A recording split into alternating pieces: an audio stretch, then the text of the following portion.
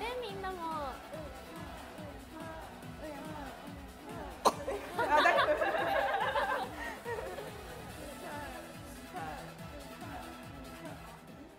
でも穴開いてないんだよな。どうしてだろう。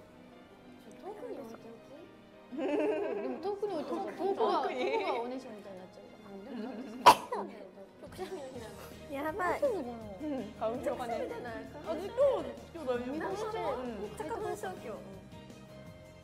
紫のスカーフのあれ大好き。確かに私も好きかも。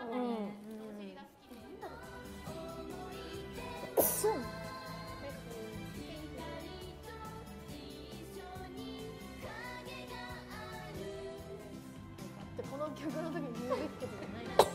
衣装も好き。続けるけど MV も可愛い。13キロ。フラッシュモブも。